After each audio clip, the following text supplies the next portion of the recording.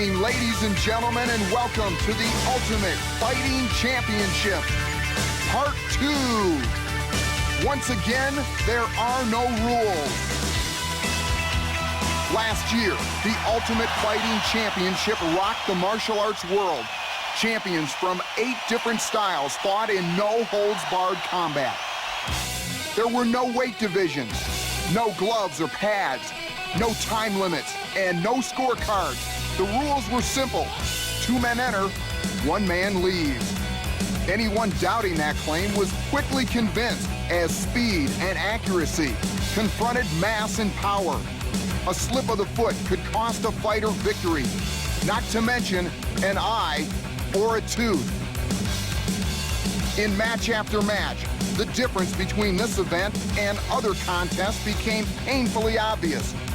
This was not just a fight to victory, it was a fight to the finish. What did you expect going in? What do you expect now? Punch out.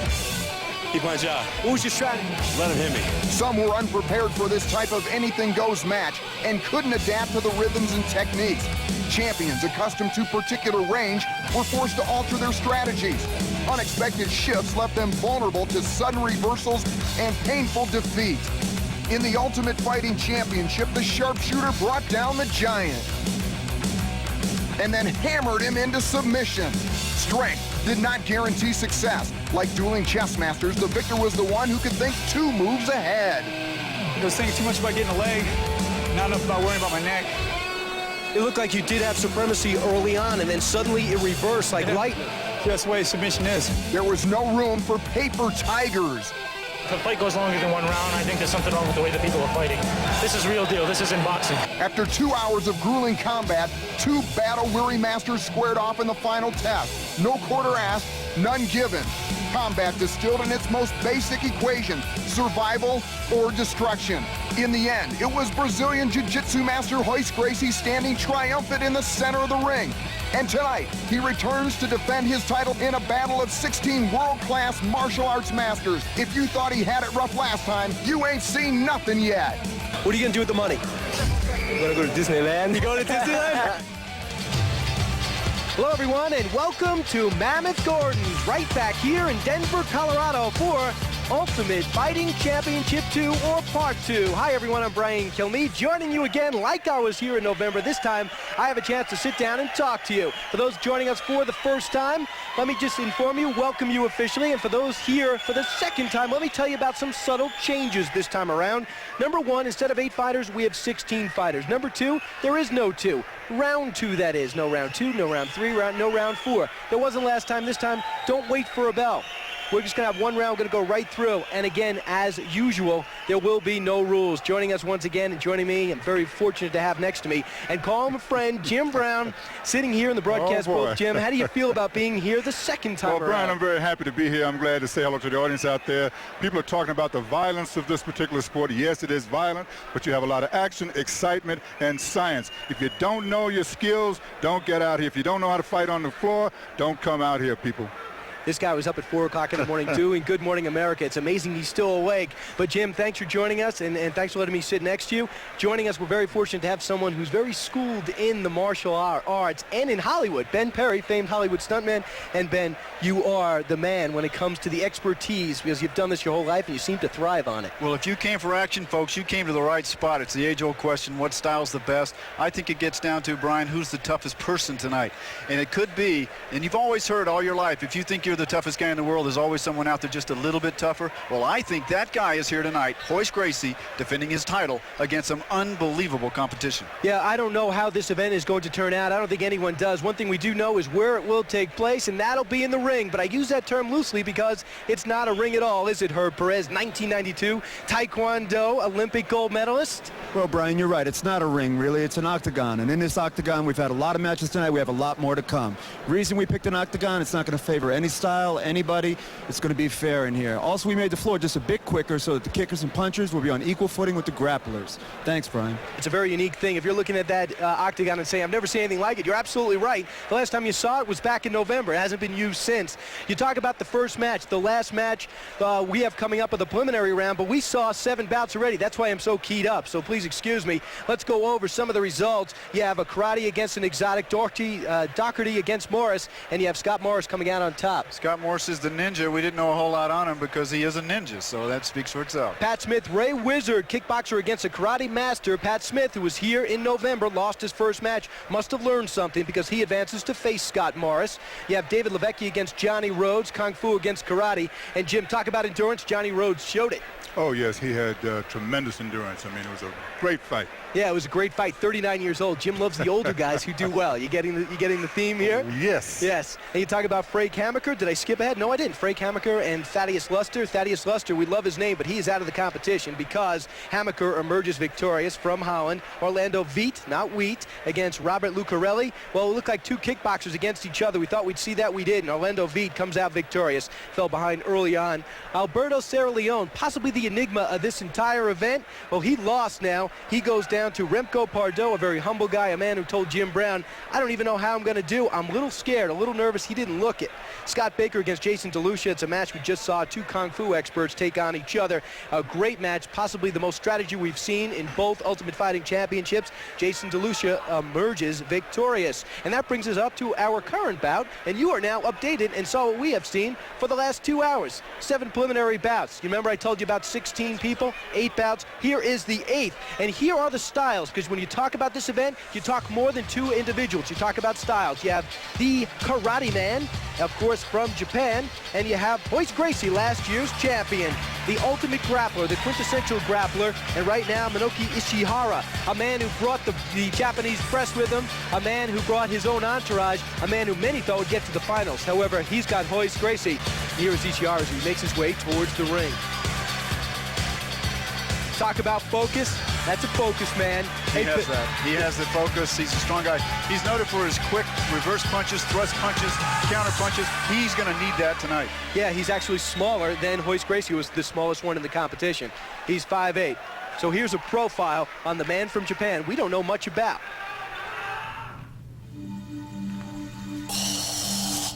In his hometown of Tokyo, Japan, Minoki Ichihara is a living legend. A second-degree black belt in Karate-do Daeru Juku, Minoki has won more than 60 full-contact fights in his career.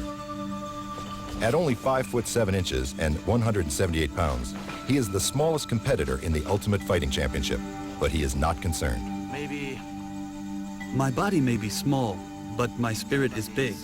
I can win. Minoki says Chinese kung fu movies inspired him as a boy to learn the martial arts. I like those heroes, and I hope to be strong like them. If you ask Minoki why he entered the Ultimate Fighting Championship, he'll give you a very direct answer. I saw Royce Gracie win last year. He looked dangerous. I thought to myself, I would like to fight this dangerous man. Make no mistake about it, Minoki Ichihara has come to fight.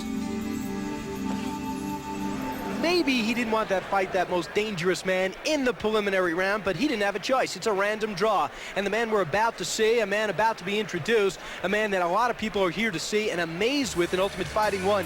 He is the reigning champion. He is Royce Gracie, led by the whole Gracie clan. Each one of them tremendous fighters, Ben. You know this firsthand. Unbelievable. I've been training with Royce for quite some time. He's just a master technician on the ground.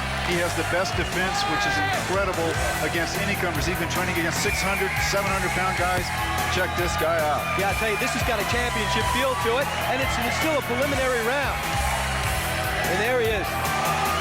And here is Royce Gracie talking about defending his title and why he's here.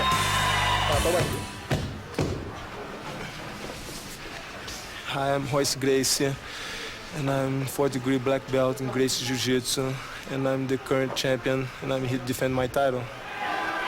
And defend his title he will. Let's go to Rich Goins for the formal introduction. G-Man? Ladies and gentlemen, Denver, Colorado welcomes the nation to the Ultimate Fighting Championship Part 2 at the Mammoth Event Center. Please welcome the contestants for bout number 8 of our preliminary fight matchups, a national hero in Japan, fighting out of the red corner. This second-degree black belt in Karate Daido Jiu is the winner of more than 60 full contact matches. Although only 5'7" and 178 pounds, he has the heart of a giant. Give a big American welcome to Minoki Ichihara.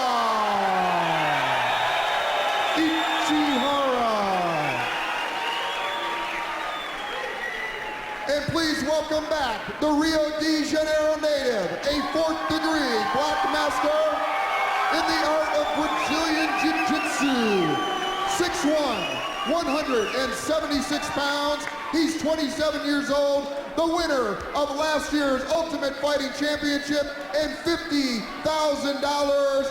Welcome back from Brazil, Royce Gracie.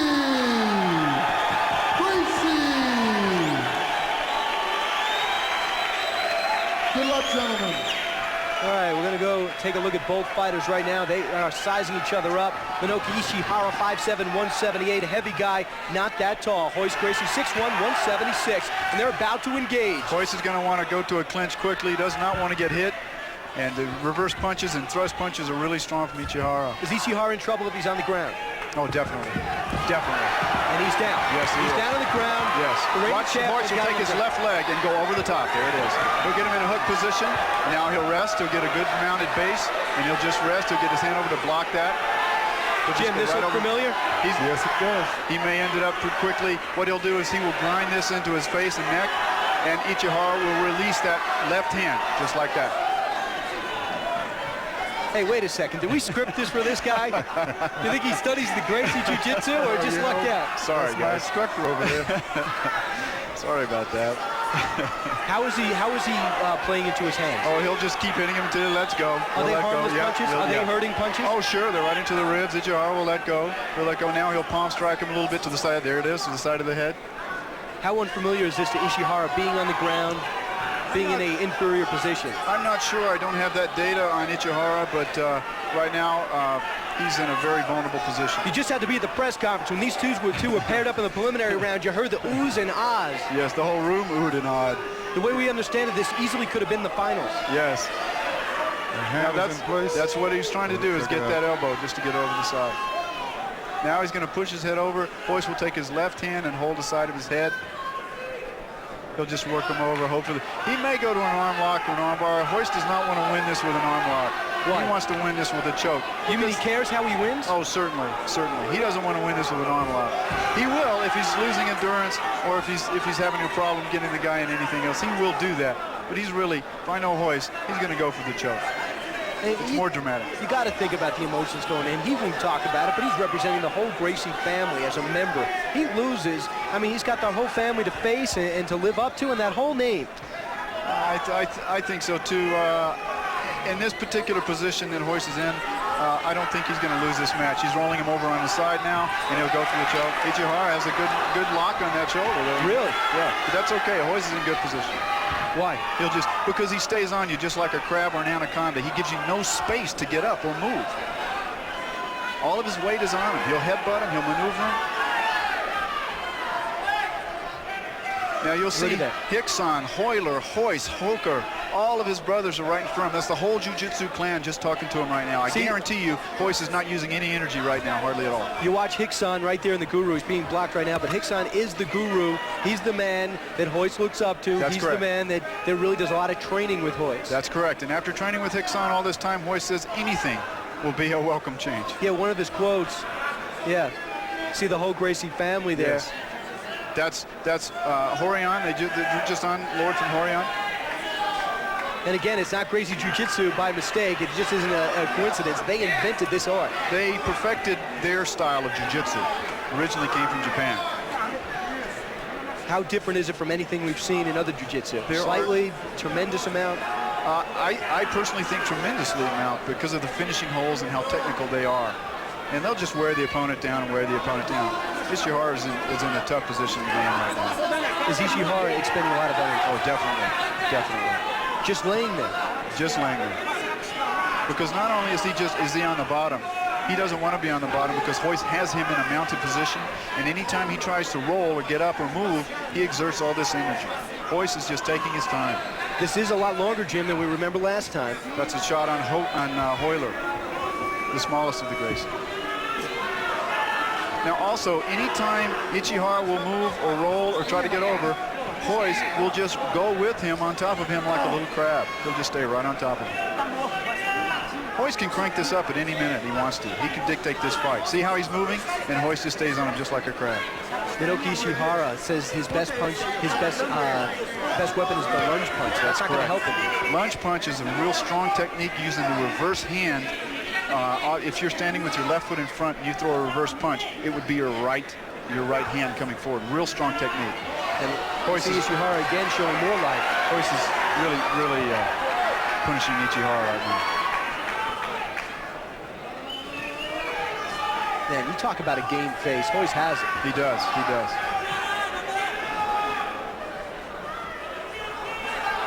Royce is probably going to want to end this up pretty quickly now. He doesn't want to sit. Well, he could do an arm lock real easily right now, but I think he's going to let him turn and go for the choke. Here it is. He's letting him turn. Yeah.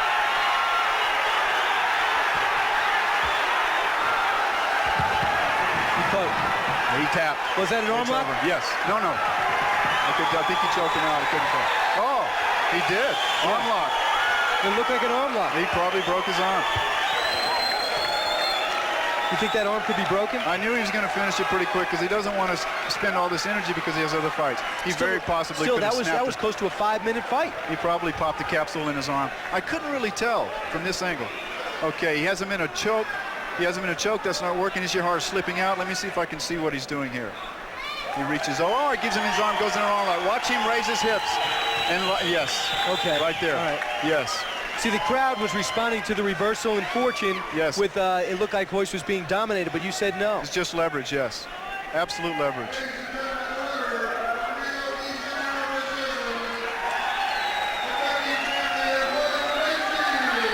Defending champion defends his title. That's exactly what he did.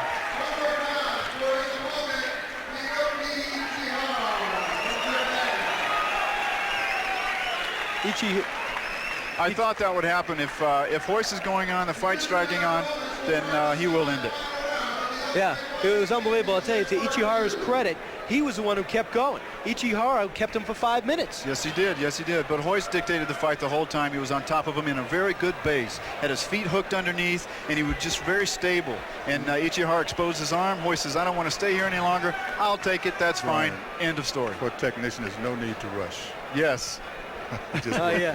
But I'll tell you. No need to hurry up. But Jim, we talked about that other factor, and again, we talk about expending energy, but the other factor is, hey, it's a preliminary round. Get in, get out. 16 fighters now. It's not always that easy. Yeah. Jim's a technician. He rushed for about 5 million yards. What's the deal here? And never did hurry it up. Okay. Know what I like to do now? I like to go back and show you out there, you viewers, what you missed, all right? We have Sharon Doherty losing to Scott Morris. We have the advancer there. Now, we have an announcement for you. Rhodes Hammaker came out on top. Yes, now, Hammaker will not fight. We understand he's been injured. We're not sure what that injury is, but we do have alternates just in case something like this happened, and that, of course, goes to Fred Ettish from Minnesota. We don't know much about him, 5th-degree black belt, and this looks like a Chinese word I've never seen before. Can you pronounce that? Oh, the Shoinryu. You mean the style of Shoinryu, yes. What can you tell us about that? Well, it's a Japanese style, and we don't know much, like we said, about this gentleman, but because he is an alternate, he will not have to face the wrath of being winded from the first fight, so we'll see how that goes. Okay, we talked about this great fight. It lasted close to 12 minutes, possibly even longer. Levecki against Rhodes. And we're going to go take a look at it now. The bigger man suffers a very surprising fate, at least as far as I was concerned. This is the end of the fight. This was a grueling fight. It looks a lot worse than it is, folks.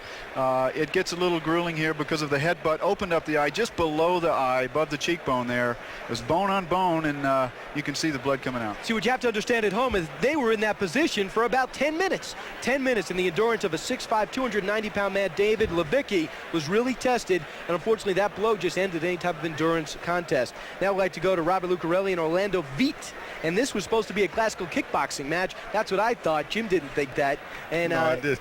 Did you really? I did. Oh, you didn't. Orlando beat possibly the best conditioned athlete I've ever seen in person. What a specimen. He broke this takedown, broke this hole. That's what ended the fight right there, that knee to the face.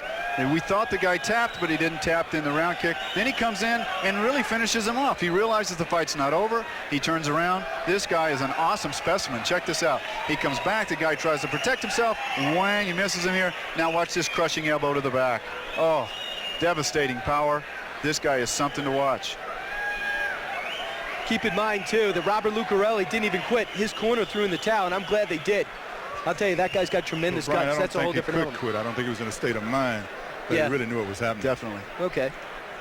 I'll bow to you guys on that one. And right here's the towel throw. They had to pull this guy off him.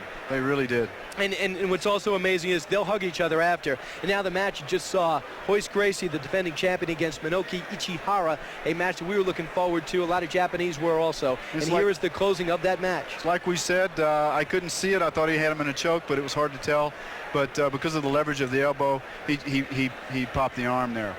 Yeah. And he was also holding his face right after. So Royce Gracie, you called it exactly, Bennett. It's so obvious how well schooled you are on all the fighters. But Royce was really in control, where if I was sitting here without an expert next to me, I would think that Royce was really losing control when actually he was having a play into his hands. We would have never understood the tap. Yeah. Not at all. It was lightning fast. I couldn't see it. I didn't think he would tap before his arm was extended. That's what was different to me. Usually the arm is extended and completely locked, and it's locked into place, and it's hyperextended. That's why why you tap, and you can't really get out of that technique once it's locked in and the thumb is in the upward position. One of the things we like to talk about, as well as the fighters and their history, is the discipline they study. It'll help you at home understand more about what you're seeing and appreciate it. So let's take a look at some of the 5 family of disciplines and some of the details. Karate developed to maturity in Okinawa. Karate means empty hand. Today, the term karate has become a generic term for countless styles throughout Okinawa, Japan, and Korea.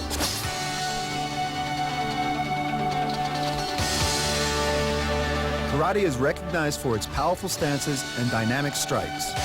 Its punches and kicks are delivered on direct, angular lines with explosive force.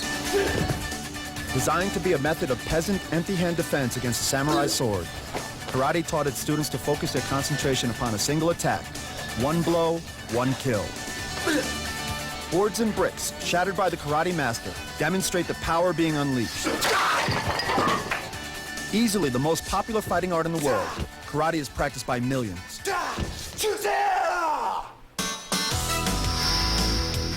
Kickboxing is a blend of Western boxing and karate.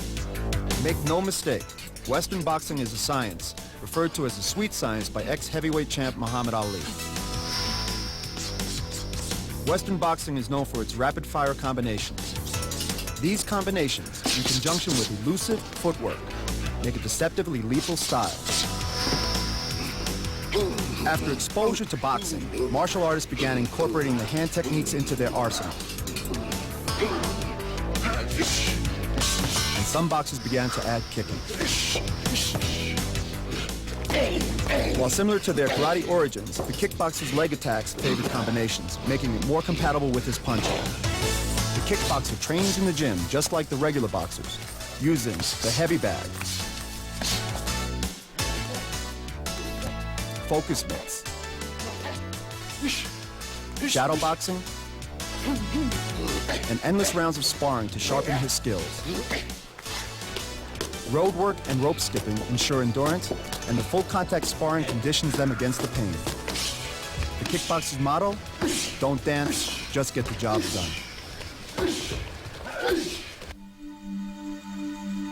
Kung Fu dates back to the famous Shaolin Temple in China. Legend states it that Dharma, the founder of Buddhism, first taught sleepy monks exercises to build their endurance for meditation. These exercises later developed into what is now known as Shaolin Kung Fu. The Shaolin styles drew their inspiration from the movements of the 5 animals: the tiger, the crane, the snake, the praying mantis, and the mythical dragon. Each animal offered a different theory of attack and defense. Kung Fu is noted for its elusive and supple attacks.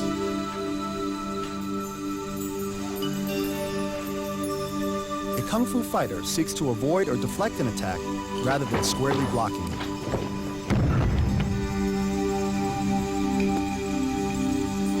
Sophisticated and deadly, Kung Fu has earned the title Father of the Martial Arts.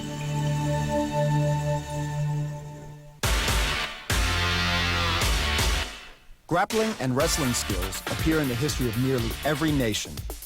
Greco-Roman wrestling can be traced back to the days of pancration and gladiator combat. These contests were brutal, often leaving the winner crippled for life. The loser died. In Japan, the samurai developed jiu-jitsu, a system of throwing and joint manipulation techniques designed to deal with the armored enemy on the battlefield. Russia is the home of Sambo, a synthesis of jiu-jitsu and Greco-Roman grappling. Sambo offers its practitioners a happy marriage of intricacy and sweeping power. In reality, grappling is a sophisticated and subtle art. The grappler emphasizes close quarter combat. His principal techniques are chokes and joint manipulations. He can render a man unconscious by blocking the oxygen to his brain or immobilize him by breaking the connective joints. Fighting a skilled grappler is like trying to punch your way out of an octopus's grip.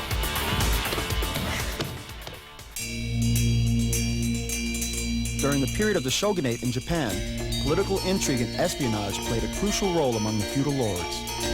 It was the era of the spy and assassin. Thus, the ninja clans were born. The term ninjutsu means art of the shadow warrior.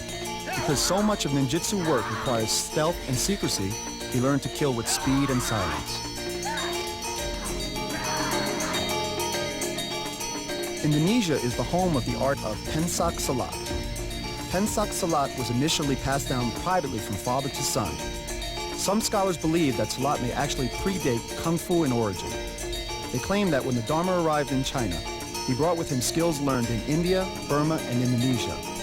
A silat fighter will control his enemy's limbs, directing him into a continuous barrage of strikes and trapping sweeps. Yeah, we're back live here in Denver, Colorado, having a great time, just like we were in the first one. Some really intriguing matches. It's hard to believe, and the more experts we talk to, the more we're backed up by this. This is really more of a chess match than anyone understands. Oh, it really is. I mean, we're so lucky to have Ben with us to call those shots before they happen. You know, I worked out with him, and I mean, really, when I came out, I had so much respect for the sport. Yeah, you have so much for the sport. I don't know if you caught that before, but Ben anticipated every move that Gracie's made, and I wouldn't be surprised if Ben tries to jump in the ring for Ultimate Fighting 3. Ben, could we? No. I'm subscribing now to a magazine, Magazine, so I'm not going to be doing that. All right, now it's time for a look at the disciplines and the match we're about to see as we move into the quarterfinals. It is kickboxing versus an exotic, and a lot of people don't know what exotic is. You should now. You just got to look at it. How would you define that? Exotics are anything that's not your normal karate system. And right now it's time to look at Scott Morris. Scott Morris won his earlier match, beating Sean Doherty with very little energy. And I'll tell you, Jim, you mentioned this before, the endurance factor. Scott just pumped him right out. Yeah, he's coming in real fresh, real fresh. If he can protect his neck, when they go to the ground, he's a tough guy. He was a lot tougher than I thought he'd be in the first shot. And you got to wonder what was going through his mind early on, because it was his first real match. Yes. And here's Scott talking about advancing in this competition. Hi, I'm Scott Morris, representing Robert Bussey's Warrior International in the Ultimate Fighting Championship, and we came to win. And came to win he did, at least his first match so far. He represents the Robert Bussey. He'll be getting an award possibly a little bit later on. A great man in his own right. And now it's time for Pat Smith, a man who's back for the second time at this event, but for the first time he won, so he advances. Pat Smith is also a professional boxer. We know about Pat. He's been around a long time. As I said before, he's had over 200 and something wins to his career. It's a phenomenal record. And a tough guy, ground grappler, really strong kicker, inside guy, keen with the mind, brought it all tonight. Is it possible to look relaxed when you're going into a fight like this? Because if so, I think Pat is. I think so. After the fights get, the first couple fights, no. But I think as the fights go on, I think they start getting into it. Oh, you really think they can be relaxed? So again, yeah. Here's Pat Smith that came back again. He's determined to win it all, and he talked about that emotion. My name is Patrick Smith, ranked 5th in the world by WKC. Just won the 1993 Heavyweight Sabaki Challenge. That's why I think I'm going to win this competition. Quarterfinal one about to get underway, and to do that, as you see him make his way into the ring, is G-Man Rich Goins with the fighter introductions. Rich? Ladies and gentlemen, our first quarterfinal match of the Ultimate Fighting Championships from the Mammoth Event Center in Denver, Colorado. Please welcome our contestants. First, fighting out of the blue or the red corner from Robert Bussey's Warriors International, an advanced status black belt in the art of American Ninjutsu, 6 foot, 208 pounds, a native of Arlington, Texas. He is proud to represent his teacher and organization. Ladies and gentlemen, Scott Morris. Tough guy. I would say so.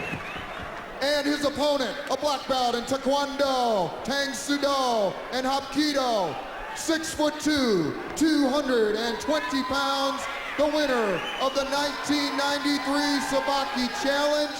He is returning to the octagon for his second straight attempt at the title. Please welcome Denver native Patrick Smith. Patrick Smith, glad to be here. The crowd glad he is still alive in this tournament. They have their hometown boy, and he is as relaxed as any man I've ever seen in the octagon. And here is the tail of the tape. Scott Morris, 6 foot, 208 pounds. Pat Smith, about the same dimension, 6'2", 219. But all the training, it all comes down to this. Pat is a strong, strong man, even though he just stood there when he came to him. Big takedown there. Look at this. He's going to break the hold and punch himself out of it. That's a really tough position for Scott to be in. Really tough. His corner probably throw the towel around this one. It's over. Whoa. That's intense, folks. That is intense. Whoa. That's what it's all about. And I'll tell you, Robin Morris' strategy was to go right in on Pat Smith. Pat Smith looked at him and say, that's not the right move. Throwing in the towel, they wanted to make sure it was over. Yeah.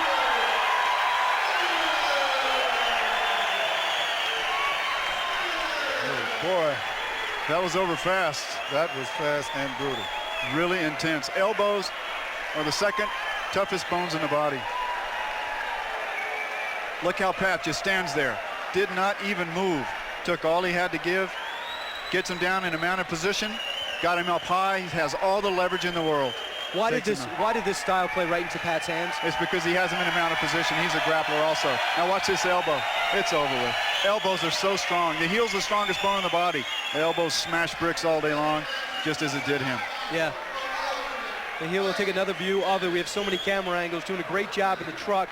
Let's get a look at Pat Smith just simply, I'm in control. It's time for me to take this fight and break that choke, not with a maneuver, but punching his way out. Even in slow motion, this looks fast, folks. Well, I tell you, when you talk about attitude, that was an intense attitude. Here is Pat Smith. We're going to go to a post-fight interview. Take it, Herb. Okay, Pat, that was a great fight, nice and quick. What do you expect in that? Last time Kim Shamrock got a hold on me that I didn't know how to get out of. Same thing would have happened to him. I've been working on my ground fighting just a little bit. Not like I should. Well, that was terrific. What do you expect for your next game? What do you expect? The big guy he's a submit holder. He puts all his weight on you. He's going to mess up and try to take me down like he did. It's going to throw him off balance. I'm going to be right on top of him. I'm going to pound him. All right, Pat, good luck. Back to you, bud. Yeah, thank you very much, Herb. Got a chance to see Pat Smith, and we're going to take another look at the replay. Here's Pat Smith saying, throw in the towel because I don't even know officially that this is over. Guy can't even stand up. Scott can't even get up. You know, how tough was that? Yeah, I'll tell you, what are you thinking right now if you're watching this and you know you have a chance of facing this guy that just took out Scott? Well, it's going to go to the ground, that's for sure. And what Scott did is he gave him leverage. When Scott was on the ground, he should have reached up and grabbed him around the neck to hold him close to him so that Pat could not get up to give him leverage and punching power. We move on to the quarterfinals now. And before we get to the fighters, as usual, we like to introduce the disciplines. And they're very alike. They're the same. Karate versus karate. And you talk about Johnny Rhodes, and you talk about a man that was a last-minute alternate, Fred Ettish. Fred Ettish comes in for a injured Frank Hammaker, and right now we're taking a look at Johnny Rhodes, 39 years old, and he was in the longest bout in the history of Ultimate Fighting, and that was close to, what, 15, 16 minutes. Well, that's something to tell your grandkids. I was in a longest bout in the history of the Ultimate Fighting Challenge. So if nothing else, he did that. So he's in the record book. Well, he did it, but I'm not sure how much it took out of him. Yes. Yeah. You know what else, Jim? We have a last-minute substitution in this bracket of the quarterfinals. This man has not fought yet, and even if he isn't as skilled as Frank Hammaker, who is hurt, he's fresh. And right now it's time for our first look at Fred Ettish, an alternate in, as I mentioned, for Fred Hammaker of Holland. And here is Fred Ettish as we get a look at him, 5th degree black belt, as I mentioned before. He's here because I have absolute faith in my system of Kenpo. And what does Kenpo mean for grappling? Well, it doesn't mean much for grappling. It means a lot for power kicks and inside tough punching. But Shorin-ryu is his style, and we'll check it out. All right, and I'll tell you what, Johnny Rhodes, what did he show you in the first one, and what did he really prove to you at 39 years old? Well, he's got two things going against him the way I see it. He has the long fight that he was winded on, and he's going against a fresh competitor. However, he does outweigh the guy. Let's just see. I hope he takes it to a good fight here. I hope that the odds aren't too stacked against him. It's time to go to the G-Man in the ring. Ladies and gentlemen, our second quarterfinal match pits two great champions. Give them a warm Denver welcome. Fighting out of the red corner, from Las Vegas, Nevada, 4th degree black belt in Shorin-ryu Karate, the winner of dozens of national karate championships, and the former Nevada State heavyweight kickboxing champion, 6 foot and 210 pound, Johnny Rhodes.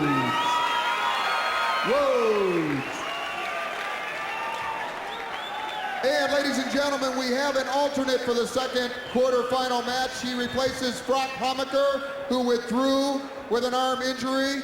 This gentleman is a 5th degree black belt in the art of Shorin, Irimatsu Moran Kempo.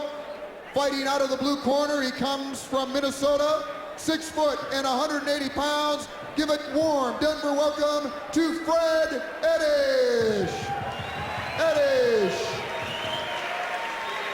Sometimes these last-minute entrants can give you a tough time. Sometimes they can be unorthodox, and we'll see what happens here. Hey, Jim, Fred Ettish, very fortunate. He comes into this tournament in the quarterfinals. Maybe. I know what you're saying. They're getting mighty close. There's a zone there that they have to contend with, and that's that distance just between the fighters before they make the initial move. That was Johnny, one who initiated the ground play last time, the grappling. We may see some techniques here. May not go to the ground yet. If you get the close-up, you can see Johnny's eyes. So intense. That straight right hand is going to come into play here. You'll see counter-punching from Johnny Rhodes. There it is. Hurt. That straight right hand. He'll let him get up and try to kick him. Here we go.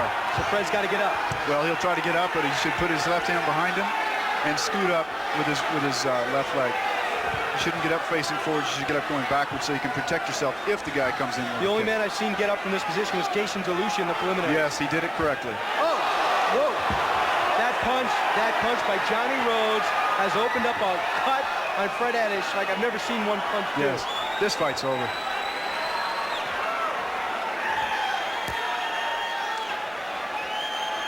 It's a matter of time here.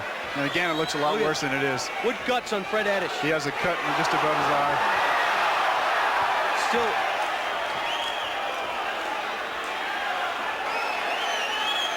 Does Johnny want to avoid getting down with him? Well, I think the corner should just recognize what's going on here. 2.5 minutes old. Yeah, it's pointing to his eye. It's the will of the fighter. There's no question. You see a big mouse up there above the eye. And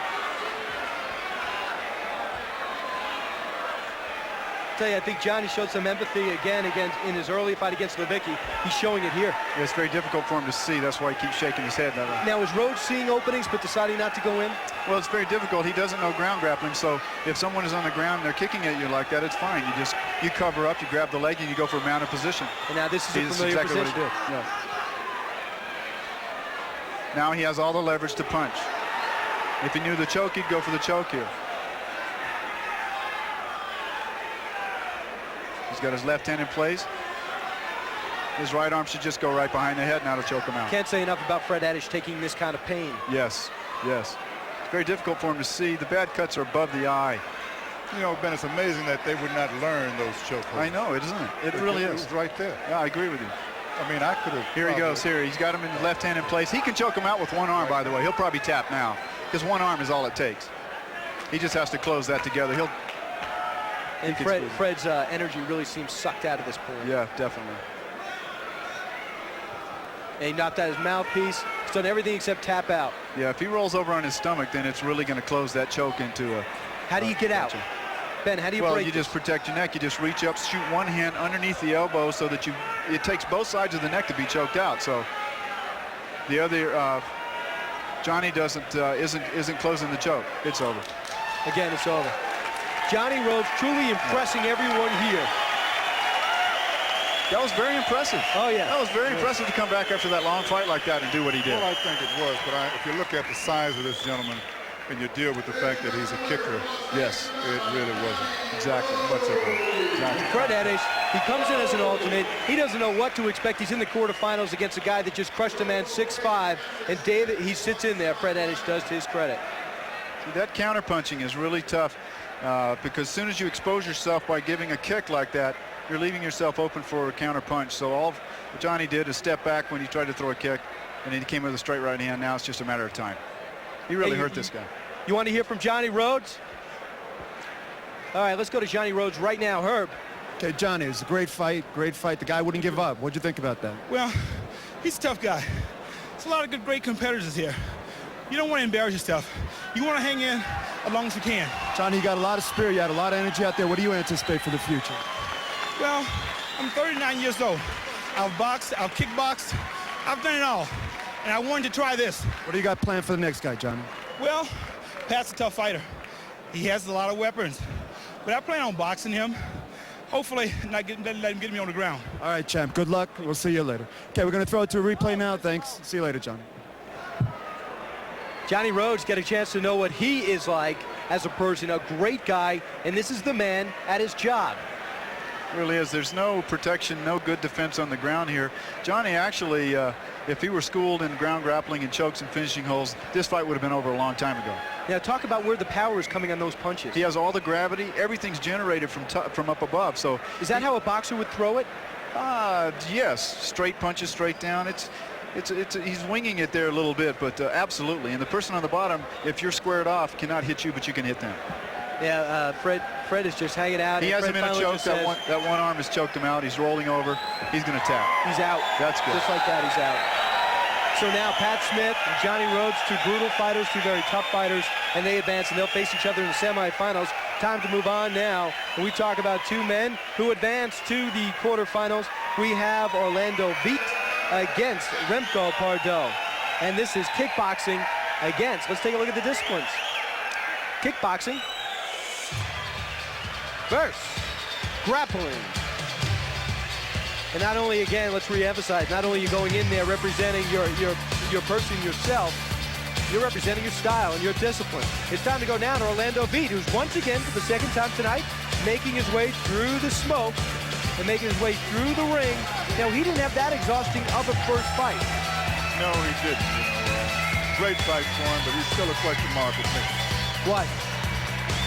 Didn't know he saw him 3 minutes. This guy's fun to watch. He is really fun to watch. Talk about technique, power, quickness. He's got it all. All right, here's Orlando. I'm Orlando Weit, Muay Thai boxing world champion. We're gonna have some fun in the Ultimate Championship. See you. Hey. Here's another man back for some fun, advancing to the quarterfinals, Remco Pardoel, a grappler. Jiu-jitsu is one of his specialties. Judo is another. This is a big man, 24 years old, and according to Jim Brown, just a big kid. He looks like a big kid. He's much bigger than his opponent, of course. He's also from Holland, so Gerard Dardeau and the guys are with him, bringing him into the ring, and that was a very long fight that he fought earlier, so he's a bit winded too. This may be a very quick fight here. What would you say about getting the first fight out of the way in the preliminary rounds, knowing it's a victory? I would virtually eliminate nerves. Yeah, I don't think that Remco has a chance here. Here's Remco talking about this event.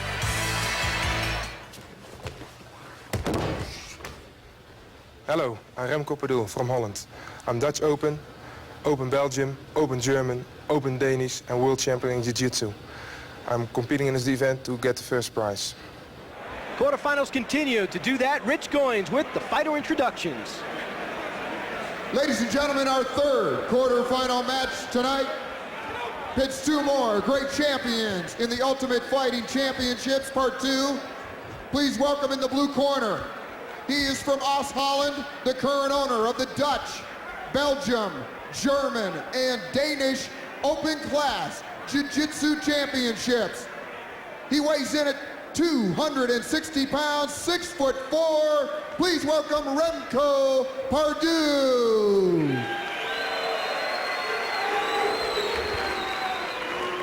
And his opponent, a winner by knockout in his first match this evening, the Thai kickboxing world champion in 1993.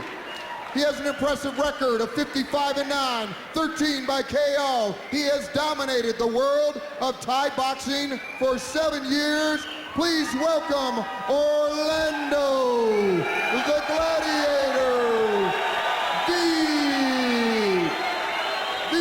He has made himself a favorite very early on. Orlando Beat from France. Not to take anything away from Remco, but he's a little bit winded, and he's the guy who was a little timid in there earlier and used that for his advantage, I think. Orlando much smaller, 5'10", 170. Remco much heavier, much taller. Look how Orlando covers up here. Fights sideways. He's a lesser target to hit. He's got the whole Holland connection now with Frank Hammaker out of it in his corner. Whoa. Same takedown that Remco used earlier. Is it instinct now? Do you care where you are, Ben? Well, I think he has to get over and get him in a mounted position and try to finish him. He goes for these arm locks and spends a lot of time doing it. Orlando, it's hard for me to imagine him being in this position too many times in his straight-up career. Orlando is so quick and so clever. I think he'll be out of this pretty soon. If you'll notice, Remco has all of his weight on him and holding onto that elbow.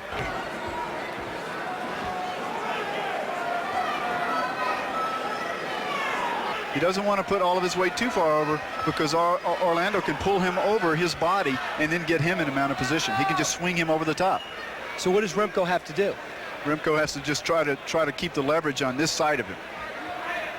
Again, maybe a few elbows. Yeah, he goes for the head. Things. Orlando is one strong man, though. Is this strength here? Is this strength or is this technique? This is both. This is both. Strong elbows to the head. He's out. He's out. My goodness. And that's it. My goodness. Wow. How was that? Remco unexpected. Advances. What an absolute unexpected win that was. And Remco is as surprised as anyone here, I think. Had all the leverage on that elbow coming down. Oh, yeah. Every bit of it. And had him in a locked position, though he could not move his head. I just think when he took him down, I thought the result of the match, it ended up was over because when you get this guy off his feet, he's somewhat human because he was so dangerous in the preliminary. Guys shatter blocks of ice, tiles, and bricks with their elbows all the time in demonstrations. This was a perfect example of how tight it takes a small space to get that power. Let's go. Let's take a look at the power of this right into elbow. the temple. Watch this. Up it goes, boom. And he has the floor and underneath him. Still holding it. Yes. The second one did it. Yes. Watch this. He'll let go. And the towel comes in from the corner. Oh, geez. How unexpected was that? So Gerard Gordeau in his corner, the man that went to the finals against the Gracies, all beat up. Sees one of his proteges, 24 years old from Holland, advance. Frank Hammaker also in the corner, is hurt, cannot continue. You could see the leverage he was generating with this elbow by the way his body was coming off the ground, his upper body. All right, let's go right now to the winner who advances to the semifinals, Remco. And there's Herb. Remco, we saw you in the gym. You were a monster in the gym, calm. And here you were just as calm till you won. What do you attribute that to? Yeah, I looked for my chance and grabbed him. You took a monster chance and you incapacitated your opponent. Did you expect that? I didn't expect to win. You didn't expect to win? I thought he was a tough guy. Okay, he was a tough guy, but maybe you were a tougher guy. What do you anticipate for your next match? Try to win. Remco, good luck. You did a terrific job. Back to you, Brian. So a man of few words, huh? Yeah, a man of very few words. I didn't expect to win. He said that yesterday. He says, I don't expect to win. I'm very timid and I'm very nervous right now. But he found himself in the right position, and look what happened. Had all the leverage. Unbelievable technique. Yeah, it's unbelievable. So is the technique of the ring card girls, I understand. But right now we're going to move on through the quarterfinals. You have Scott Baker, who lost, Jason DeLucia, and then you have, of course, Royce Gracie, last year's champ. Now it's time for a look at the disciplines before we get to a look at the fighters. So it's Kung Fu takes on grappling. And this is a fight that's been done before. It was about 2 years ago. And the man right now that took on Royce Gracie is making his way into the ring. He's Jason DeLucia. And Jason's coming in through the smoke. He looks so good. And Jim, I think you mentioned off camera what a tactician he was. Yes, I think the fight was a great fight from the standpoint of the arts. Yeah, and he beat Scott Baker to advance. What could he possibly have learned in those 2 years after they went down to the Gracie Academy and fought, where I think Jason didn't last more than 5 minutes, he told us? Well, the more you learn the Gracie style, the more the Gracies continue to learn. So I don't know how he stands a chance. Here's Jason talking about his goals today. Hi, I'm Jason DeLucia. I'm from Bellingham, Massachusetts. I'm a red sash in the Chinese Kung Fu 5-animal system, and I'm here to test myself in the Ultimate Fighting Championship. And believe me, test himself he will against Royce Gracie, who's making his way into the ring with the whole Gracie clan. Keep in mind, these people all have just fought. And right now we go to the ring, to the smoke, for Royce Gracie and the whole Gracie family as they make their way into the ring, all of which seem as though they're all ready to fight. Royce has not planned anything different for this fight opposed to any other fight. He has a strategy. He sticks to his strategy, his game plan, ground grappling. He's an absolute master. He can choke you out, put you to sleep faster than your grandmother can say once upon a time. You know, all the Gracies have said they really respect Jason and what he's accomplished so far. They love his attitude, they love his willingness to learn other arts. That means that they're going to get him out of there quick, huh? I guess so. And there's his dad, the man. There's a ring announcer. Ladies and gentlemen, our final quarter match of the evening. At the Ultimate Fighting Championships Part 2, please welcome our two combatants out of the red corner. 5'11", 190 pounds. He is a holder of the red sash in 5-animal Kung Fu. He is the winner of 22 bare-knuckle matches from Bellingham, Massachusetts, Jason DeLucia.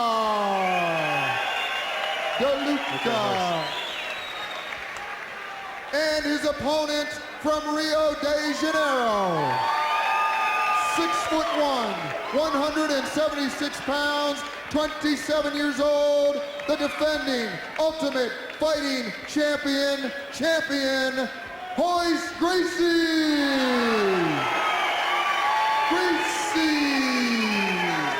What comes to mind when I watch Royce is the way he tries to stare down his opponent. He just stares and he freezes. He's like a big cat. Big cat. Jason again. Royce is used to this, a little bit bigger, 5'11", 190. Royce 6'1", 176, kind of slender. Jason knew this would happen. Royce puts all of his weight on him, goes down into, and now Jason is in Royce's guard, it's called. What does that mean? Royce has his legs wrapped around him. That's called in the guard. So now all Royce will do is slide out from his right side. He'll scoot out on the back, and he'll roll out on the side. He's just scooting now on the other side, you can see. Jason has focused all his energy on beating Gracie. He knew he'd face him. Yes. I don't know about the quarterfinals. Yes. He's got him in this. This is indicative of the earlier match. Tries to roll him over in his position here. Watch. Look how Royce's head is very close to Jason's head. It seems that Gracie's have predictions of moves, 2 or 3 moves ahead. Yes, they do. And if this doesn't work, they'll go to something else. It's a calculated thing. I have to ask you something that still amazed me. Couldn't that gi be used against you? Couldn't it be pulled over your head, reminiscent of a hockey fight? It can, but usually if it's pulled over your head, you can recover from it fairly quickly. What do we see? He's already saying he had an arm lock. He'll break his arm. He's going to snap his arm. He did, too. Oh. Is that broken? Yeah, I think he did. That was quick. Doesn't matter. If you're on the bottom, they love being on the bottom. It does not matter. It fooled you once again, didn't it, Brian? Yeah, I'll tell you, the acrobatics there was as acrobatic as I've seen all the Gracies. That was about how long a match was that? You thought you were looking at something. Yeah, I really thought I was seeing a reversal. I think so was the crowd. No. Can't wrestle with a snake. And here comes a replay. And here, tell me where I first get taken in. Watch this. He shoves him over, which isn't good. It doesn't matter. Whatever you do, it's not good. So look at his legs on his arm. Now he just uses that leverage on the bottom, and he stretches, hyperextends it. He's trying to tap tapping out? while he's standing up. Why? Because his arm is about to break. Okay, I couldn't see how that was about to break. A lot of taps. Yes, watch this. About 15 Watch taps. Royce lock the left arm. I beg your pardon, the right arm. Now he gets the leverage around his head, closes the distance with his other foot, and he's tapping from a standing position. Isn't that something? Now, that's what snaps the capsule in the elbow right there. I'll tell you, Jason is such a student of the sport. He loves fighting so much that he enjoyed losing to someone of Royce Gracie. And right now we advance to the semifinals. The semifinal brackets are set. You have Smith against Rhodes. Patrick Smith's been there before. Rhodes has simply astounded us at 39 years old. Then you have Pardoel, Remco against a man that didn't, well, who we thought would be there, but Remco did not think he'd be there as he takes on Royce Gracie. So those are the brackets for the semifinals, and this moves right through. Hard to believe a short time ago we had 16 fighters involved. It's going very quickly. However, there were some long fights, and I think the guys who've been in there the longest time are going to pay the price. Yeah, I think they're going to be paying the price. Again, another element to factor into this. They don't come back next week. They don't come back tomorrow. They come back tonight. So after they win, the trick is to win, and to win as easy as possible.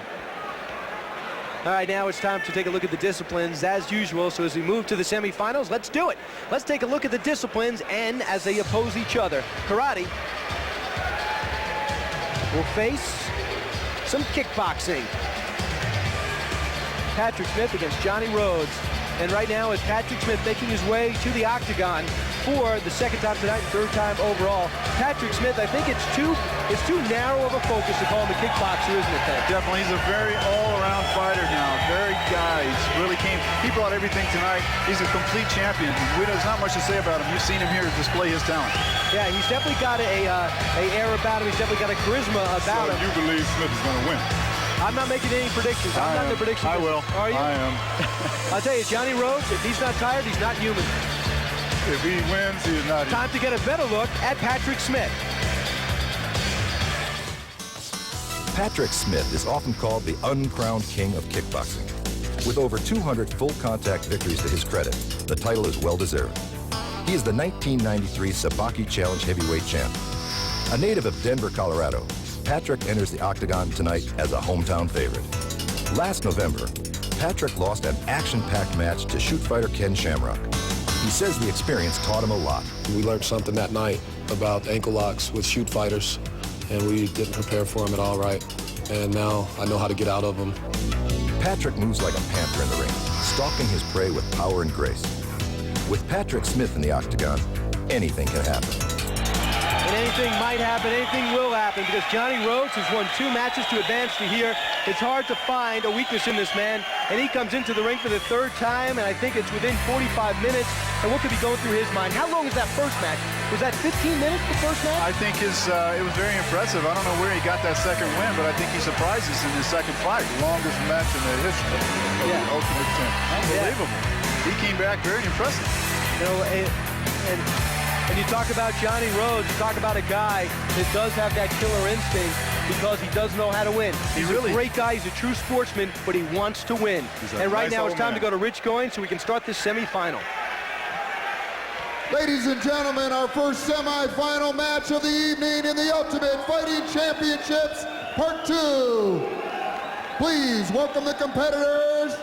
First in the blue corner from Las Vegas, Nevada, a 4th-degree black belt in Shorin-ji Ryu Karate, the winner of dozens of national karate championships, and the former Nevada State heavyweight kickboxing champion, 6 foot, 210-pound Johnny Rhodes.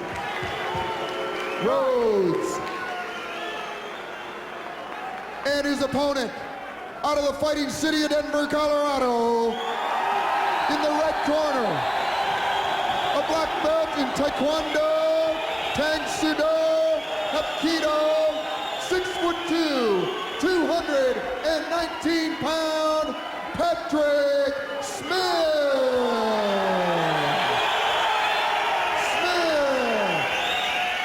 He's pumped coming off that last fight. Yeah, he is coming up that last fight. And I wonder what Johnny Rhodes is thinking. He saw how brutal and how relentless Patrick Smith was. It's going to be tough. He's going to have to use his leverage, Johnny Rhodes, to have any kind of chance here, I think. I don't think at this point Patrick Smith thinks he can be beaten. I know he doesn't. Oh, that's the first spin kick I think we've seen.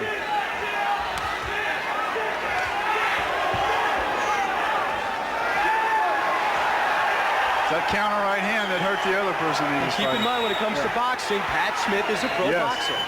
He's undefeated as a pro boxer. Hard to imagine, isn't it? Johnny has a good right hand going for him, too. And watch how Johnny throws that lead round kick, and then Patrick just lifts his leg in defense. And this is the closest to a boxing match we've seen. Yes, it is.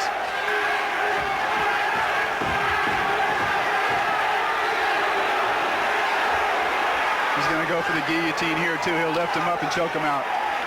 This fight's going to be over. If so, that would be the first time. It's going to be over real quick. He's out. He's out.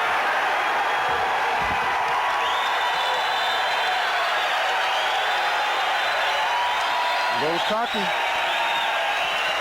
Smith wins in 45 seconds. A man that fought over 25 minutes tonight looks so invincible. Patrick Smith makes it look easy. He did it right. He did it right. How he lifted him up when he had the elbow, the blade of the elbow underneath the neck and lifted him up in the guillotine. It's a deadly technique. A lot of confidence. Jim, what about the element of confidence, and when can it hurt you? When can it be overconfidence? When you get with Gracie.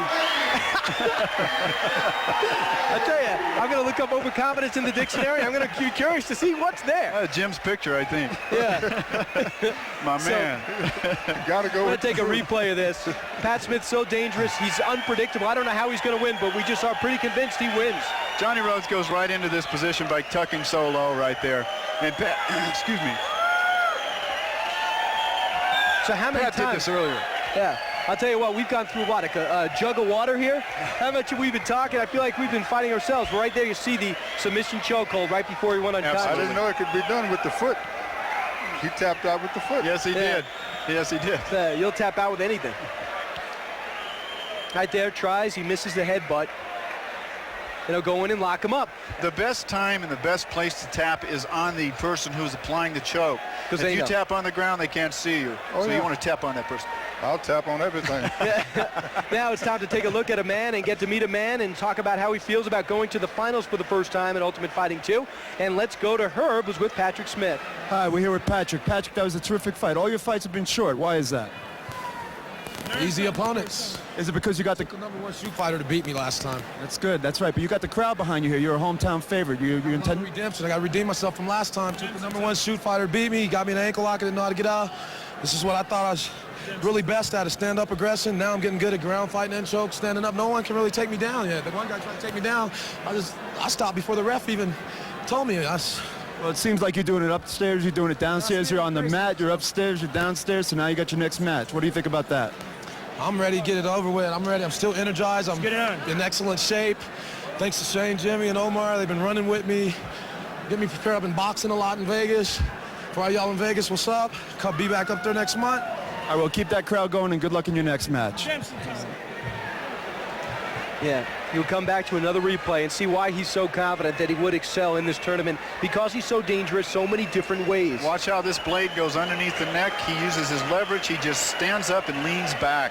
How do you break that, Ben? It's very difficult. The first thing you have to do is reach up underneath, grab that arm that's choking you, and put your weight on. Okay, tell Johnny that. Is he still in the arena? Johnny right now is wondering why there's a date on sour cream. There are too many things to learn for a fight like this. You know what I mean? You don't do it overnight. Yeah, this is years and years of perfected talent. Years, absolutely. Definitely. I really want to give credit. I really want to give credit to Johnny Rhodes, because he entertained us all and he shocked many, many people by his endurance and his great showing at 39 years old. I agree with you, Brian. Yeah, right now a shot of the ring girls who have been entertaining the crowd, keeping everyone busy in between bouts as we come to you live around the nation. Time for the next semifinal, and let's go to the disciplines first. This will feature grappling, a discipline of grappling we've seen quite a lot, very successfully, I imagine. Grappling takes on grappling. Fighters most likely are very comfortable on their backs.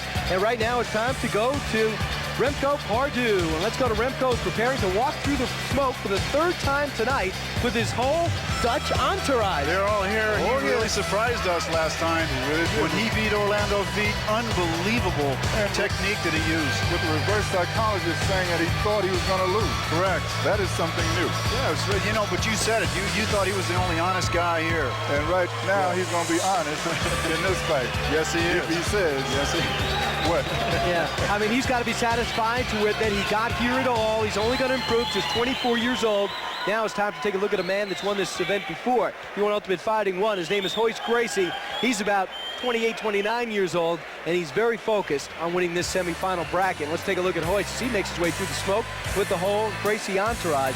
All of them dangerous in their own right. All of them very prideful of their family and their technique and their discipline. You know that very well, Ben. Yes, for Remco to do the same thing that he did before, he'll only have 1 or 2 seconds at most to apply any kind of elbow strike like he did before, because Royce is not going to stand for that.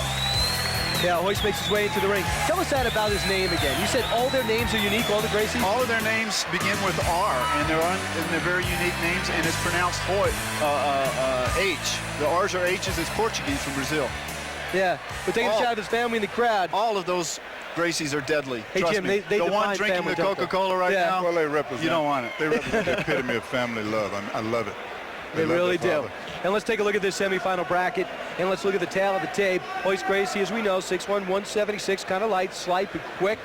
Remco Pardoel, 6'4", 260, but very sleek, very confident, and he's a growing boy. And now it's time to go to the ring announcer, the G-Man, doing a great job all night. Take us through the semifinals. Ladies and gentlemen, our second semifinal of the evening. Please welcome back the competitors.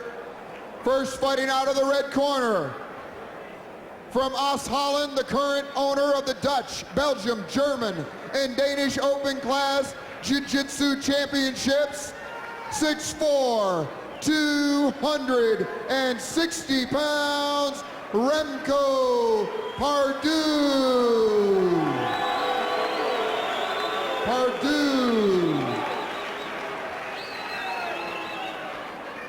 And please welcome back, once again, out of the blue corner, the defending Ultimate Fighting Champion from Rio de Janeiro, a master in the art of Brazilian Jiu-Jitsu, 6'1", 176-pound, Royce Gracie. That's Royce's look. Yeah, as the Gracies get more acclimated into the American culture and people learn more about him, I look for them to take a much easier path towards fame. Because this guy, that face, I mean, this guy should be in the movies, Jim. Oh, he is in the movies. Yeah. Oh, this is very real. I think Royce will try to end this quickly because of the altitude. He doesn't want a long fight. And if Remco exposes his arm as he did in the other 2 fights, I think it's going to... Why look at the eyes? Why do the eyes give away what he'll do? Because he doesn't want him to think that he's going to shoot low, so he keeps everything high. He'll fake high with his hands. He'll raise his hands above. Watch. Just a second, he'll just lift his hands up. He'll go up a little bit higher, and then he'll shoot. He'll take him down just like that. He puts all of his weight on him so that Remco tires out. He's just sitting down. Well? He's just sitting down right now. He'll hook him, he'll take him down. Is Remco resisting well? Yes, he is. Yes, he is. It's just a matter of time. He'll go for the choke right away. He'll get his left hand out. He's going to pry it out. And if he grabs his hand, see his left hand, he goes over the back. Remco should tuck his chin in here to keep that. Now, Royce can choke him out with his gi. He can choke him out with his gi right here. See, Royce has his gi, he has him by the gi. Yeah. He can choke him out just like this. And keep in mind, both these fighters are reasonably fresh. He has the gi. Royce doesn't see that the gi is on the chin. Oh, he doesn't. He's got to pull his head up. Who? Royce he's looking now. He has to pull Remco's head up to get the gi underneath the chin. And how can the gi do that? Just work as a weapon? Oh, absolutely. But he still doesn't know. He still doesn't see it. How's Remco doing? Remco's fine. I think I don't know unless the pain here, unless he gets enough of it around. He looks like he's in tremendous pain. Yeah, he's tapped out. He's tapped out. And the Gracies, Royce Gracie's in the finals one more time. Yes, sir. What a final. Pat Smith. Never have planned it. Royce Gracie, I'll tell you, Remco has nothing to be ashamed about. He did tremendous. Unbelievable. And a man just entered the ring to soothe Remco that lost to Gracie in the finals. He looks like there's words. Oh, he said, come back. Yes. Okay. Remco said that would be the biggest fear, is running into Royce. It's what he was most nervous about. And I know that Royce it wasn't making sense to him. He had the pressure. Any man would have gone down. He just didn't see it hooked over his chin. And Royce kept looking around. He still couldn't see because his chin was tight. That was about your 1,000th great observation, Ben. Yeah, he's had a great night as well. Yes, sir, my man. Hey, let's take a look at the replay. Just tapping out. It's over. And you were saying that, Ben, you didn't think the lock was in securely? Well, I knew the arm lock was. The arm was not secure around the neck, so I knew when he was reaching for the gi because he kept tucking his chin, that was how he was going to choke him out, because they will choke you out with the gi each time. Okay. Jim knows that. And yeah, this is what I'm talking about. It's unbelievable. Yes. All week long, they respect each other, they get to know each other, and then at the end, they make sure to greet each other. You know, Remco is going to go home a very proud man. To get as far as he did tonight against these competitors is unbelievable. Now I believe Royce when he says that fight, the size doesn't matter. It has nothing to do with winning and losing. His theory. He rode him like an elephant, man. Yes, he did. Yes, he did. He also says their theory, the Gracie theory is if you're in a swimming pool, Jim, how much do you weigh? About 250. That's big man. I weigh 148. If we're in a swimming pool at the same time, we're the same size. That's their theory on the ground. How big would I be in the swimming pool? Big man. Pretty big. Oh, yeah, you'd be big. I'd be big? Big man. Yeah. Jim, we'll talk about that later. Yeah. Patrick Smith against Royce Gracie. That'll be our final matchup, Jim. And let's look at the path that both took to get to the finals. And that shot at $60,000. First, Patrick Smith. It's actually his second fight. He takes on Scott Morris right here. Scott Morris, who looked so effective early on, took out Sean Doherty. Right there, Patrick Smith wins his quarterfinal match. He beat Great Wizard to advance past the preliminaries. Patrick Smith just oozing out confidence. And did it in a brutal fashion, possibly the most brutal fight we've seen tonight. That second elbow is what took him out. And don't you think Johnny Rhodes has seen that? Johnny Rhodes, after two brutal bouts, gets into the semifinals. Here it is. And it's over. What's this called? It's called a guillotine. And it's all leveraged, blade underneath the neck. This could really, really hurt you. And what is proving to me is Patrick Smith can beat you so many different ways. I haven't seen him on the ground yet. He's a tough guy. He's really come a long way, like I said. What a destroyer this guy is. And his attitude, look at him. Look, I've done it before. It was easy. It's not tough. He wants it. He wants it. Yeah. Now the man that he is going to face, Royce Gracie, last year's champion. Here's the path that Royce took to get to the finals, which we are all waiting on. Here he is. Jason has been training in the Gracie studio and learning tapes. Royce is on the bottom where he loves to be. Doesn't matter. And he's tapping out on his feet. He's tapping out on his feet. And now, even worse, watch the leverage Royce has on this elbow. And right there. And if he doesn't tap out, where will he go with that elbow? If he doesn't tap out, he'll break the capsule of the elbow. It is very, very painful. Yeah. It's not permanent damage. I think Jason will be back. He's got great kicks, and when he goes up against other kickers, he's going to be a force to reckon with later on, but he's going to have to really, really study those tapes a little bit more to be a factor here. Here's the second victory for Royce Gracie, the defending champion, against Remco Pardoel. And he's so similar he's so much superior in size, but Remco goes down. I thought Remco did quite well for himself. Unbelievable. I think he's won the hearts of a lot of people here. And again, I know that Royce was in mystery about why he was not going out, because their chokes are a 4-second choke. And it's just incredible to get that wrapped around his neck, and it didn't go anywhere. He kept waiting. What is this guy on? What is he? I need kryptonite to get him, you know? All right, now it's time to take a look at the disciplines and the fighters behind them. But first, let's look at it. Kickboxing takes on grappling. That's Gracie Jiu-Jitsu. And that's Patrick Smith they talk about. And right now, Patrick Smith does something he's done 3 times, 4 times in all. Patrick Smith will make his way into the ring through the smoke. Let's see if he's as relaxed as he has been in bouts past. Patrick Smith makes his way through, talking to the crowd. This is his hometown after all. True deserving champion to make it this far, Brian. Everyone in the whole arena, they're on their feet, giving him a standing ovation for this final bout. Is he as relaxed as he looks, Jim, in your estimation? It looks a little different this time, I think. I think he's going to be all business. Patrick Smith has gotten it home quite well. Got a great future in so many different aspects, so many different arts, so many different disciplines. He'll make his way into the ring and take out a guy who didn't get an opportunity to face him in UFC 1, and that is Royce Gracie. He not only fights Royce Gracie, he fights Gracie Jiu-Jitsu. And it should be very interesting because I have not seen Pat on his back. I have not seen him grapple yet, but he says that he's done a lot of work in that area, and he certainly will be tested right now. Patrick Smith makes his way in, talks to his corner, gets some final thoughts, but it's really too late now. That's a finished package. There are several people who picked Patrick Smith to make it to the final. Ken Shamrock being one. Ken's a true champion. What a great guy. Ken actually has he's a comic strip character in Japan. So is he really? Yeah. And here's a guy that is a real-life character here. He's making his way into the ring. In front of him is the whole Gracie family. He is Royce Gracie, the defending champion, and he's going to get his chance to defend his title right now. This will be his 4th match tonight. And he takes on Patrick Smith, a man, as I mentioned, he has not faced. His concentration is quite evident. His family's concentration is quite evident.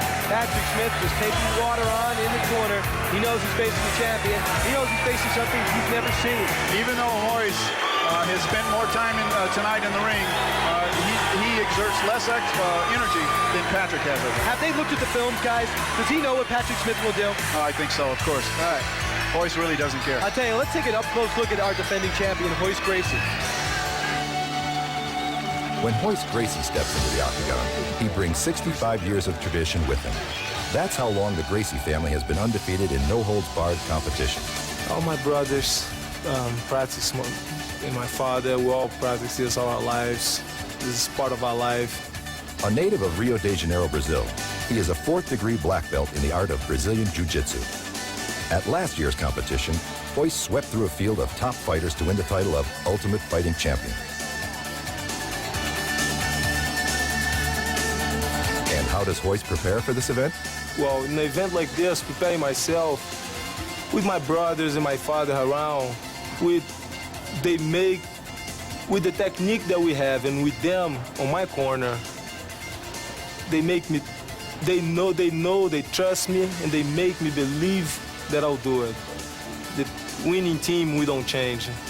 That's what we say in Brazil. No matter who he faces tonight, Royce Gracie is ready. You put the devil on the other side, I'm gonna walk in to fight. It's finally going to happen, guys. We're finally going to get the finals and all the tension, everything from WOW Productions to Semaphore Productions. They got to feel good about this. The crowd is here, and let's go to Rich Coyne for the Ladies and introduction. gentlemen, the city of Denver, Colorado welcomes the world to the finals of the Ultimate Fighting Championships Part 2. Once again, there are no rules. The winner will take home $60,000. Please welcome the contestants returning from Rio de Janeiro, the 4th-degree master of Brazilian Jiu-Jitsu, 27 years old, last year's Ultimate Fighting Champion. Please welcome back Royce Gracie.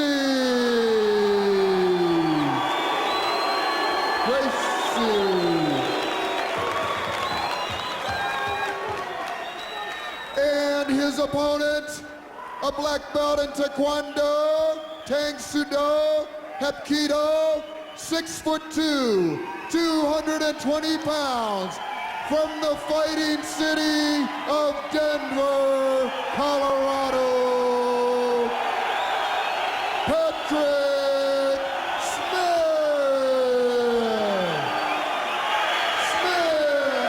Patrick Patrick Smith, Redemption 94 on his shorts. He's certainly redeemed himself. It all ends right here. And he has a very cordial attitude this time. Do you notice? This is what everyone wanted to see. Patrick Smith, Royce Gracie, it's about to happen. Royce's longest fight was just over 4 minutes. Let's see how long this goes. Let's see who comes up on top. Royce is in no hurry right now as he was in the earlier bouts. Why? I can assure you. Because this is the final bout. So he's not going to do anything different than his normal strategy now.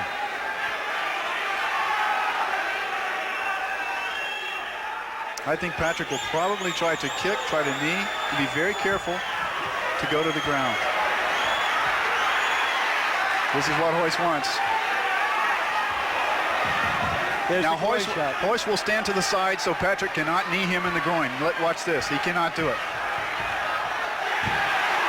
Royce will now try to get unlocked from that right leg of Patrick.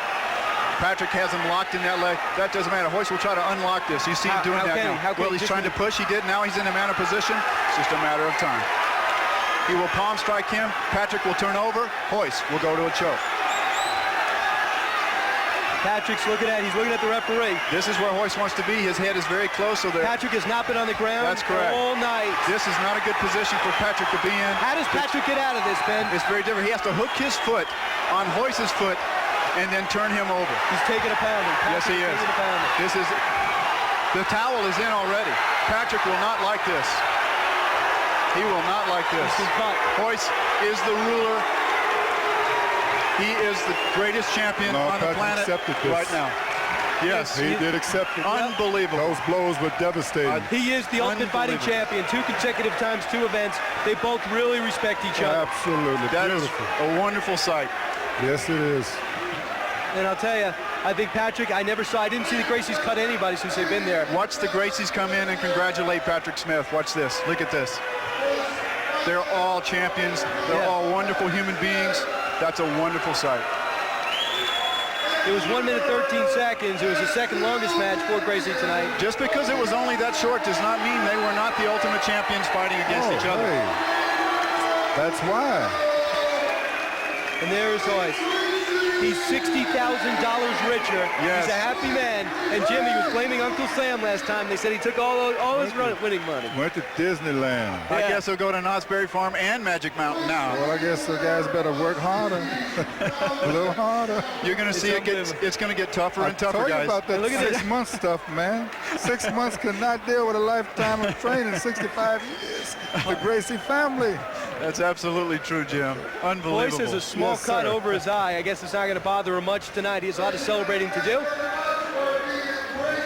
It was incredible, and I'll tell you, he's much more confident. The whole family is in the ring. They knew it was a much tougher journey this time. It really was. It was a wonderful tournament. Hey, Brian, when you're good, you don't have to be violent. The technique almost takes the violence out of it. That's absolutely Jim, that's right. a great point. Every one of Royce's opponents tonight, we're not putting any serious injury. Yes. That says a lot for his style. And you're seeing some great photos right now. Royce being held up by a bunch of people that are champions in their own right, each and every one of them, and they're happy for their brother, they're happy for the father. Imagine that father, what he feels like. His technique is the reason why Royce is there today. This was his dream.